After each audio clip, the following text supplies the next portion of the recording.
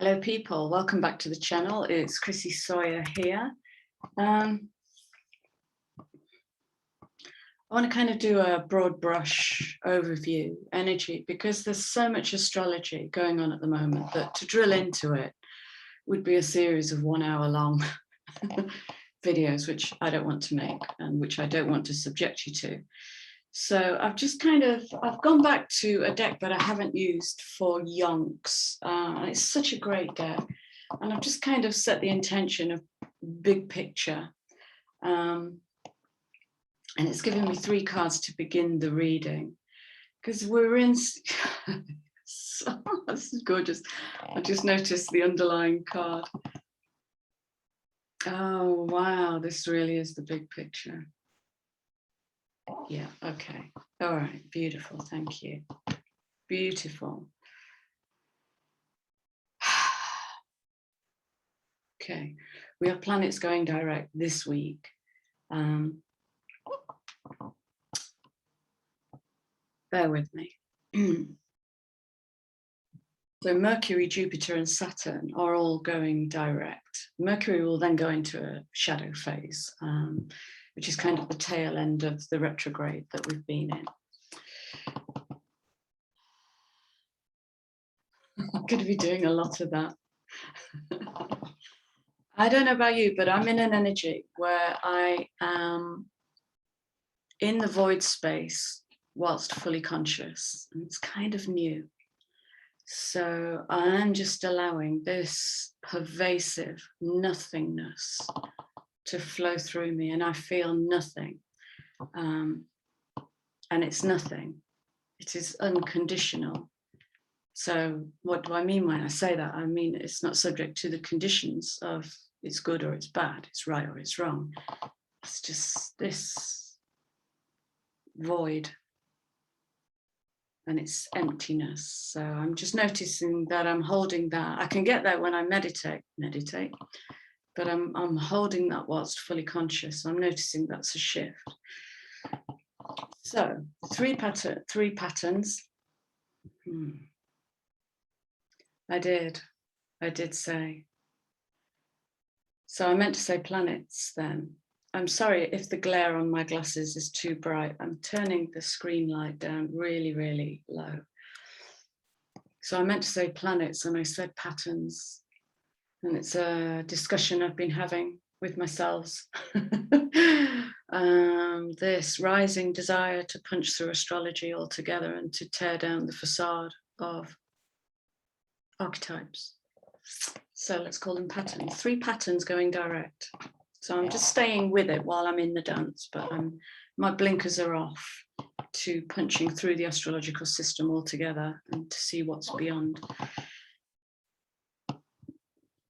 I know I haven't shown you any cards yet. Patience. That's the energy that we're in. Patience. I say that to myself as well as you. Patience. Which card do I show first? All right. So look, first card out. I can't make this up. Mind coming in on that active 3 intelligence number, active intelligence.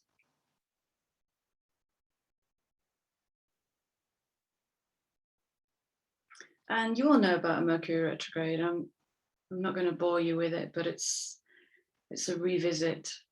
It's rework, re-energize, reconnect,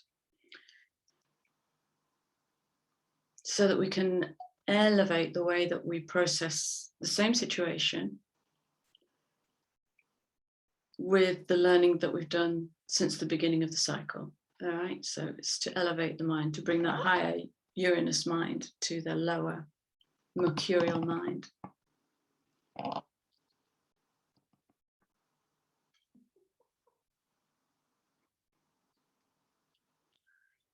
Okay, first house. So fire, I get Aries like all the way home with this. And I believe it's an Aries full moon tomorrow. Western, sidereal, it will be a Pisces full moon. At the moment, I feel way more Piscean than I do Arian with this this.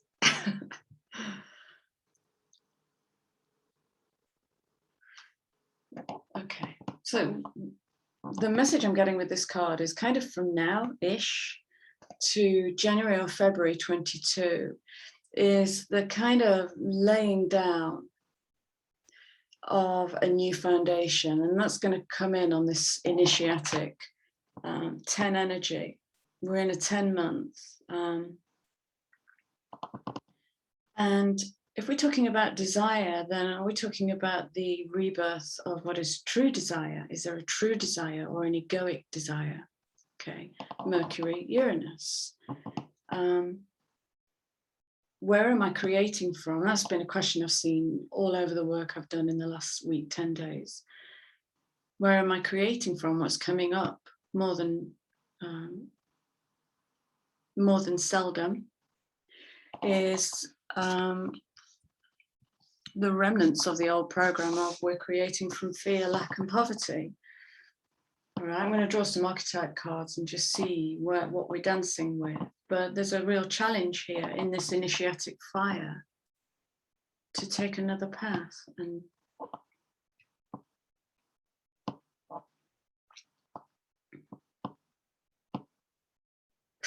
these are just coming off the bottom of the deck now. Okay.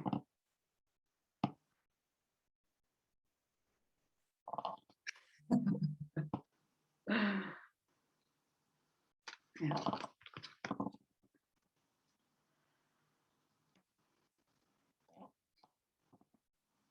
Is that message, have faith, all will be revealed? This is where patience is coming in. Because the mind can't create it as we want to see it. The mind has to allow something greater to come in that it possibly cannot even conceive of. I think I've been saying this all year, that the eyes can only see what the mind is willing to conceive of. Okay, so we've got Mercury mind, fire element, Aries coming in with first house, which is Aries, the body. Okay, so this is screaming death rebirth. Another cycle completed. Because what else has come up is, right, so let me show you these separately. South node. Okay, this is the karmic field. And Saturn. And let's call this divine timing for today. Let's elevate Saturn, because he's portrayed as a bit of a bossy bank manager. You can't have it yet.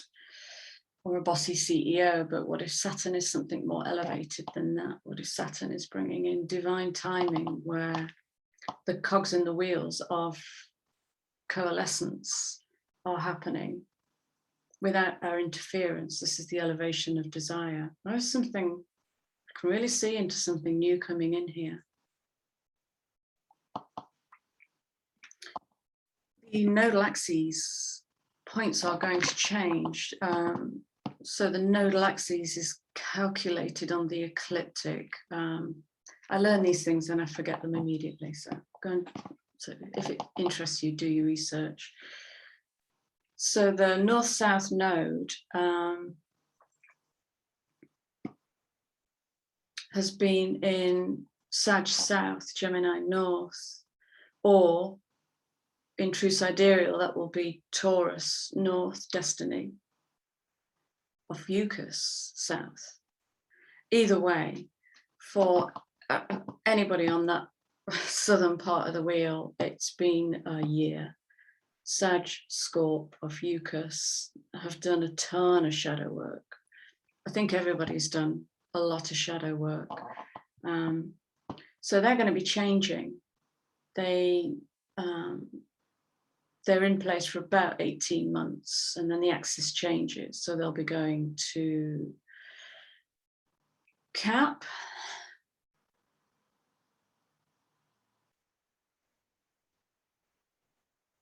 I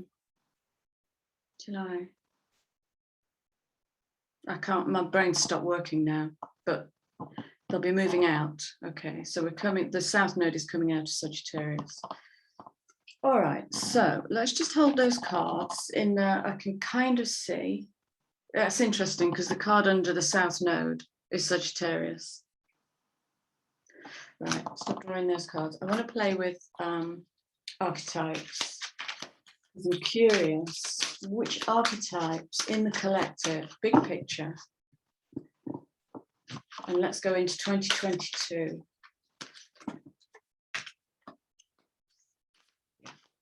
Yeah. Not anymore. Let's go those two. Let's go down. Uranus is in the house, the rebel. I could talk for hours on this. I could talk for hours about the rebel in the workplace. I literally said to somebody the other day, we were talking about how we embrace difference, and largely we don't. We talk about embracing difference. And I said, imagine walking into a bank and your cashier comes to the counter with, and he's a young man in his early 20s, and he has lilac hair and a unicorn spike attached to his forehead, and he's wearing a bright blue cape, but he knows his onions. Would you take him seriously? Okay. And that calls into question the whole Capricornian structure of have a corporate job, wear a suit. That's a structure. That's something we give power to. Where is there room for individuality?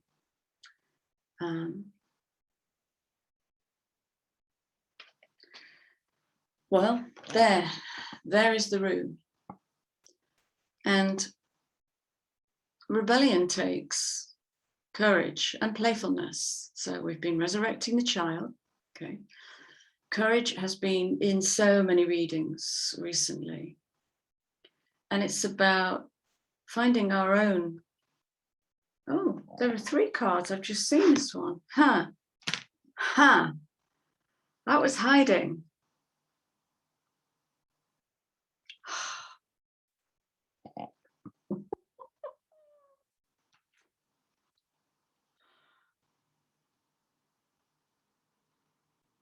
Has anybody ever seen Lion King? What I can see now is Rafiki dancing on a mountaintop with his shamanic pole, doing his brilliant sounds, his vocal work. Rafiki, this is Rafiki energy. And look at the card that was between them.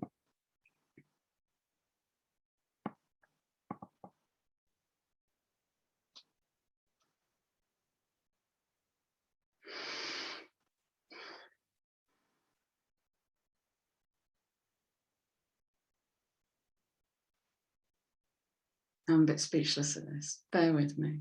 And drop into a pause yourself. What's coming up for you here? Rebel, mystic, trickster.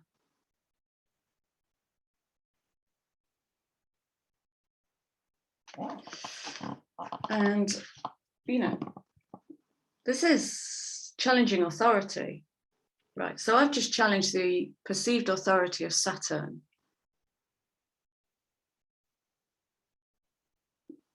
Why? Because the mind makes it real. This is all created by the mind. Okay, so who says that when you're in a Saturn return, you're in for, how long do they last? Months of hell, of not being able to start anything? Well, that becomes real because the collective consciousness points towards it and makes it real. Can it be anything else?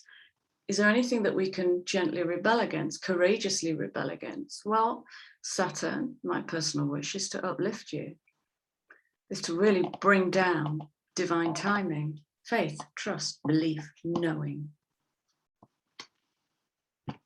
Knowing is rebellious. Knowing is where you stand alone in a crowd and not get swept like a wave with the crowd. That's the beginning of hive mind. Knowingness is standing in your spiritual spine. Knowingness is standing in the high priestess. This is a very different kind of energy. And this little bugger will come in, give it a hug, and have a chat with this trickster energy, because it's okay to take a different path that feels uncomfortable. And in this few months of choices, there'll be a lot of two energy extremes, boinging from here to there, mercurial mind.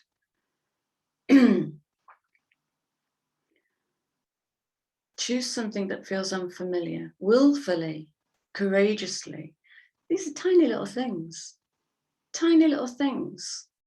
Going up the stairs differently, shaking hands differently, embracing differently, choosing a different coffee cup, choosing a different way into town, getting in the car and willfully getting lost so you can see a different part of the world. Just what that does is that gathers momentum. There are no big swift changes to be made here. This is initiating the self into everything is changing, which it is and it has been.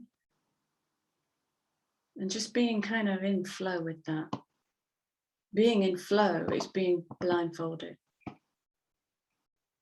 Okay. So your knowingness is going to have to come in there. I've got this.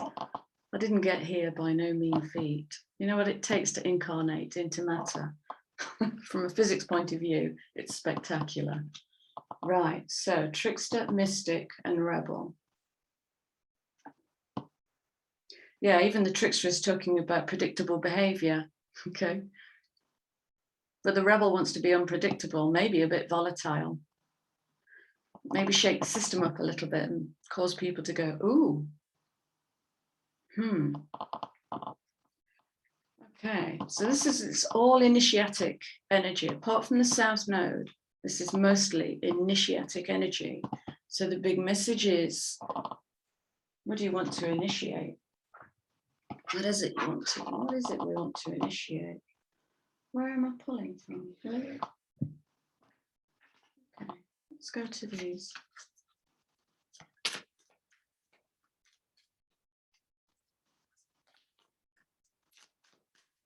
What are we initiating in this last quarter,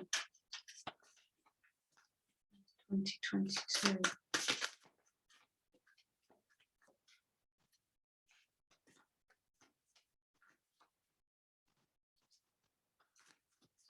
I don't know if these cards are going to give me anything, but they feel like champagne.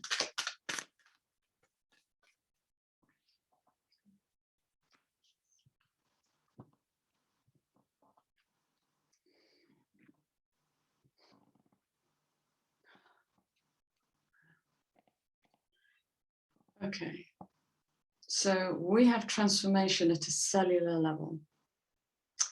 Now, a week or 10 days ago,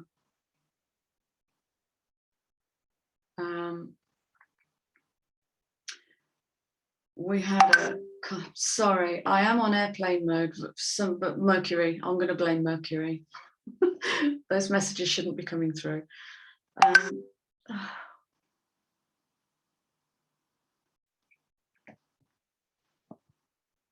We had a CME, coronal mass ejection, a really big one. And I spoke to more than a few people who at a molecular level felt very wobbly, very, very wobbly, myself included. And I was on a beach at the time and I didn't know where I was. And something happened to the Schumann resonance that kind of went offline for 3 days.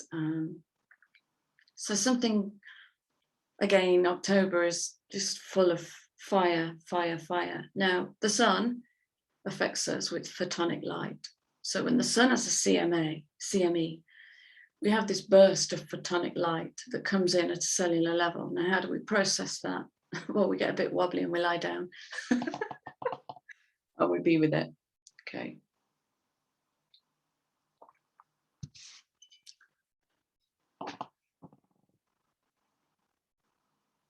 So there is some deep healing going on.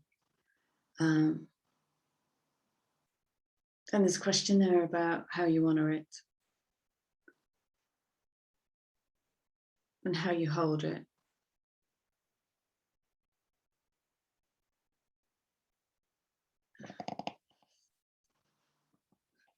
And this is literally talking about new light coats coming in. Feels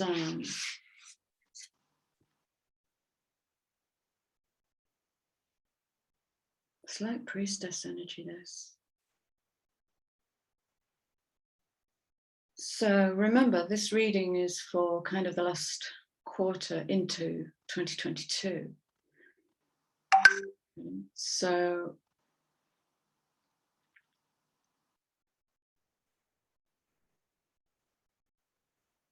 it's going to be a lot of transformation. That's all I'm saying. It's going to be a lot of transformation. All right, let's start wrapping this energy up.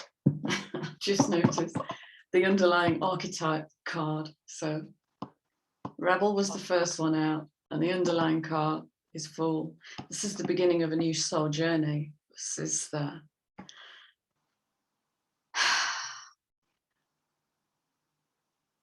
it's big. It's big. It's big.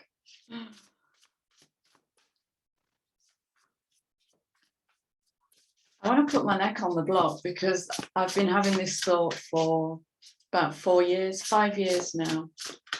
And it won't go away, so I'm going to bring it into collective and be a fool. I believe part of this transformation will transform our understanding of the karmic wheel, will revise the karmic wheel, or what we believe to be karma.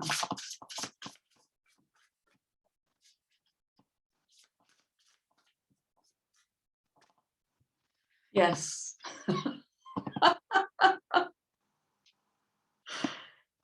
Yes. Ah, I love you. I love you. I love you. I love you. This is fabulous. Right. So I gave Saturn a hug.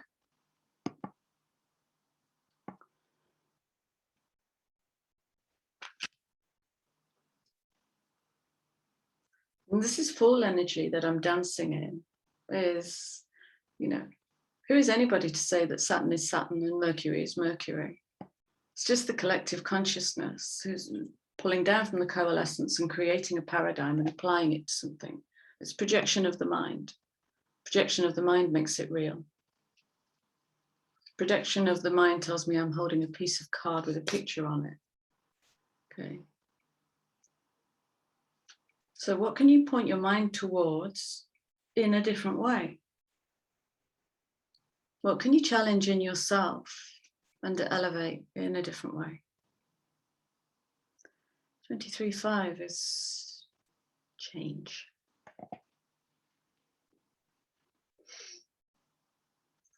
Wow, this is coming in on that beautiful 60 energy.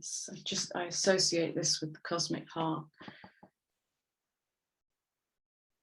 with the cosmos, really, the black, the nothing, the void.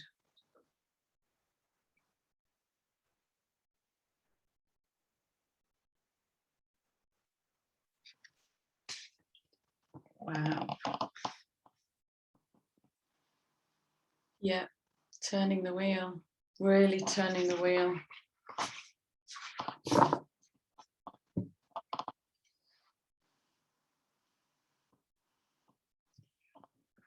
That's another message. I'm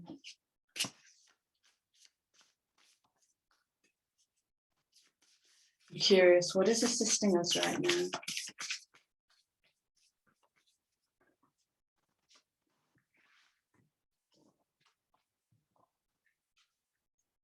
Okay. That's double 4. Working with what is, it's all radical inclusion. So Fool's Embrace is about transmuting pain, which is about deep healing at a cellular level, right? And when we heal the cells at such a deep level, we renew. Did you know that it takes the body 7 years to renew itself at a cellular level? 7 years. 7 is the number of the mystic. It is fusing light into matter. It's transmutation. And it's transpersonal. These cards are beautiful. So what's supporting us is the brilliant, brilliant work. Really, really, really hold yourself in that. Love yourself. Celebrate yourself. Notice if comes in. I'm sick of shadow work. Notice if that comes in. Because if you're in that energy, you've no idea how far you've come.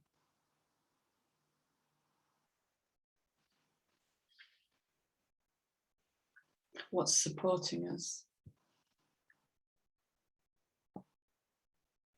Second time I've asked that question and got this response. The universe. It's as transpersonal as it gets right now. The energies are so high.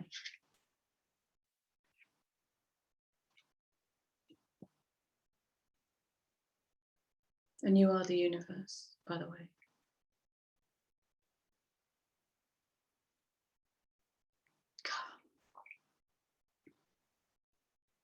What's happening in your crown chakra?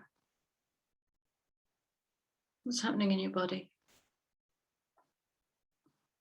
What's happening in your mind? Is your mind searching for something it can work on? This is big picture. There's nothing to work on. It's just an insight that we're coming to the end of a huge, huge timeline.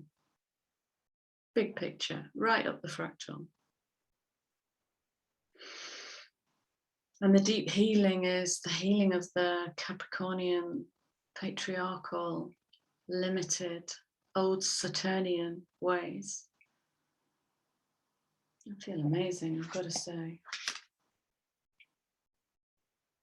Yeah, here we go, look, more initiatic energy. And what I get with this is, okay, so where was I talking about desire?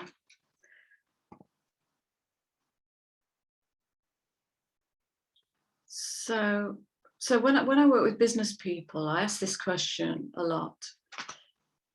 When they talk about success and their measure of success, or what measures them as successful, I ask them something like, what does your soul want? What does your heart want? What does your passion want? What is that thing in life that you can't not do? And very, very often, that thing, assuming they can even identify it, is a million miles for what they're doing for a living. Living. That's the word we're using. Living. Am I living in this?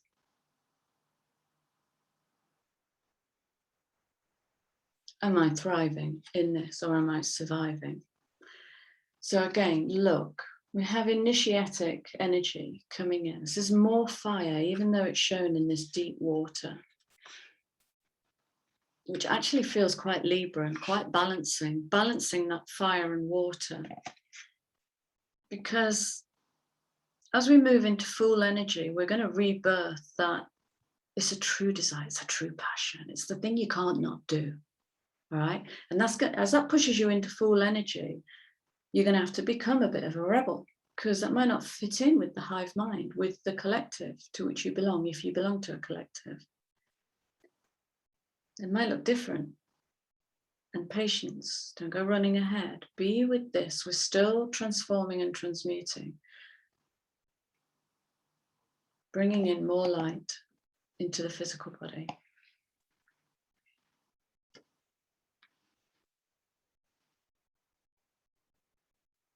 And dying back, and dying back. Oh, I'm going to do a reading for Samhain.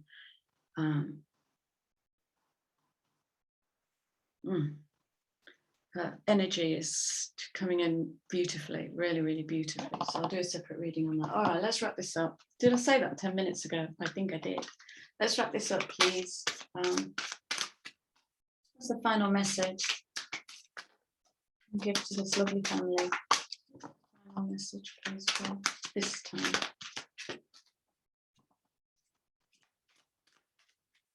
End and the beginning. It's the end of 21 and coming into the beginning of, see that flyer? Beginning of 22.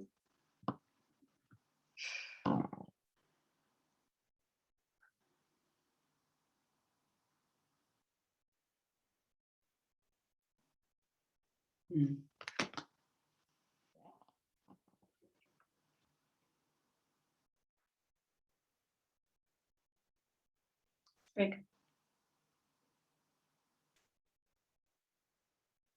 It's about depending on self. So now, you know, I don't do romantic readings. So this for me is chakra balancing, all the colors. It is the balancing of the masculine and the feminine. This is balancing.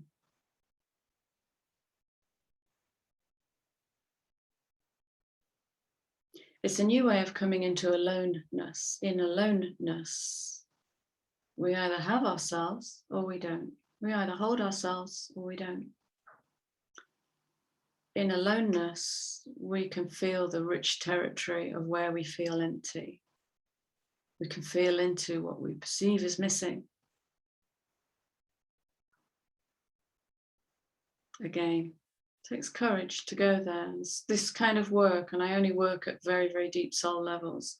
It's not for the faint-hearted, truly, it isn't. They hold a different place in the system, and all is in divine and perfect order. But dependability, being able to depend on yourself, utterly, utterly. Dependability. All right, is that the name of the video? Let's see what comes through as I wrap it up. That's beautiful. Okay, I'm gonna go because I've got to. I don't want to. I just want to kind of flow with the dance and see what comes through. But I'll leave it there for tonight, for today. Yeah, lots of timeline jumping at the moment, like lots of timeline jumping. And when people talk about timeline collapse, yeah, I really don't want to go. When people talk about timeline collapse, for me, what's happening is you are creating access to more of you, to more of your